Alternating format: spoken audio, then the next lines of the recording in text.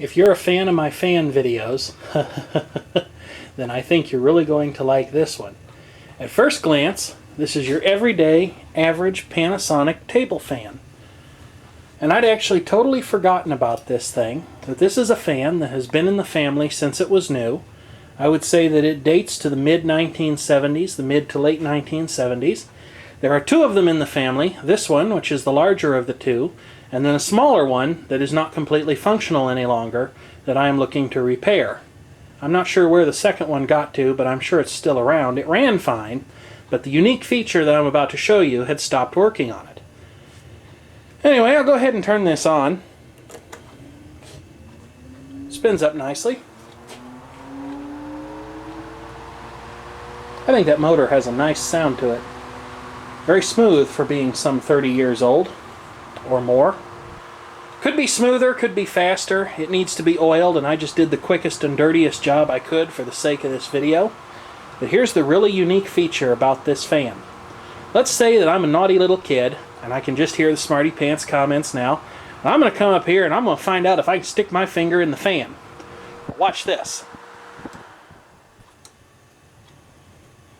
That's right. The fan stops running. How does that work? That's pretty cool, isn't it? Well, that works, if my understanding of this is correct, and it's been a while since I studied this or the circuit that's in this fan, but the way that this works is that a capacitive electrical field is established around this fan grill. And the human skin is somewhat conductive to electricity. So when you touch this, you cause the field to collapse. And a circuit senses that, assumes someone must be getting ready to learn a painful lesson about why you don't stick fingers in fans, and shuts the fan motor down. There is a second or so delay before the fan comes back on. Panasonic refers to this as a magic stop fan. It's also a solid state fan for anyone that cares. Probably the only time you'll ever see that legend written on a fan. The electronic circuit that does this is pretty simple. There's a relay, some transistors, resistors, capacitors, stuff like that. It's been a long time since I looked at the circuit board, so I don't remember exactly what was going on there, and I never did try to trace it. But there's a sensitivity switch on this, the operation of which is discussed in that text blurb off to the side. Basically, it's a weather sensitivity device. If the weather is, I think if it's excessively damp out, you need to turn the sensitivity switch up to high. Right now this sensitivity switch is on low, even though it's pretty damp out, and it works fine. But in all other regards, this is just your average table fan, right up to the point where somebody touches it. When they do, you can actually hear a relay click on the board inside there. I don't know if this camera will pick it up, but I guess I'll give it a try. Likewise, when the fan starts up again, the relay goes yet again.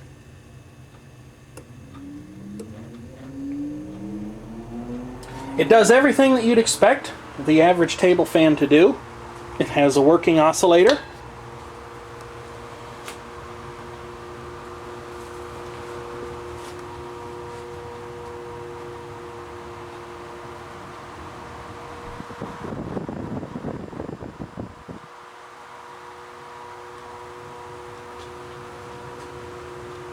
As well as variable speed.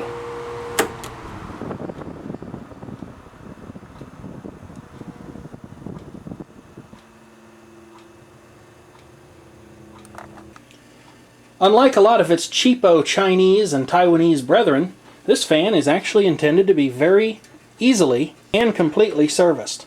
In fact, you can do quite a bit of teardown without so much as a screwdriver or anything. I probably need two hands to do this. Yeah, I think maybe I do. Aren't those a beautiful set of blades? I love that color. Kind of a nice amber color. Whoops. Can turn that right off. And then the blades, again, I may have to have both hands to do this, but the blades come off. And then when you remove this spin-on ring, the rear grill comes off as well for further cleaning. You can also get to the front bearing on the motor from here. And if you take this back cover off, You can access the back bearing, and you can also service the oscillation mechanism. You can see the electrical connection, which is made to the rear and front fan grills right there. That's that little copper strip, which puts the electrical field on the fan grill so that it can sense when someone is touching it. I can't believe I never made a video about this fan because I haven't seen too many of these around. This is a pretty cool piece, and so I thought I would share it with you at long last because although this fan has been reliable so far, who knows how long it might last. It might go for another 30 years or it could die tomorrow, although I certainly hope it won't. When you go to put it back together, you can see the fan shaft is keyed, so there's no possibility of putting it on there the wrong way, although again I probably need two hands to put it the rest of the way on there. And then this retaining screw-on ring in the middle actually rotates the opposite direction as to the blades so that it won't unscrew itself accidentally and send the fan blade flying across the room, although as tightly as it fits, I don't think it would be a terribly likely occurrence to have that happen. And yes, even if the fan is still partially taken apart, obviously if you touch this grill, you'll get clapped. But if you touch the metal part, it still functions as expected.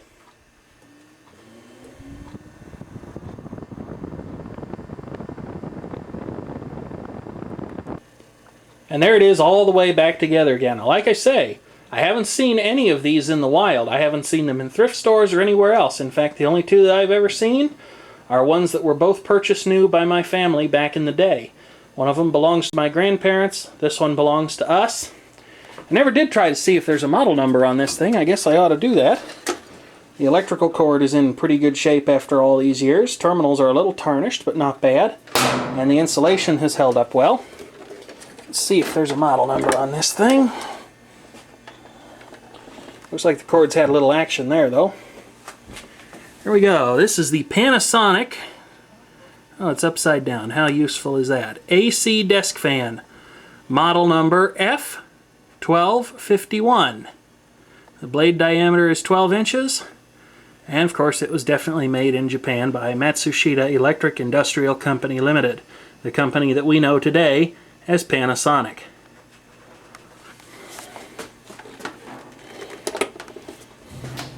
But there you have it. A demonstration of what is arguably an extremely cool electric fan.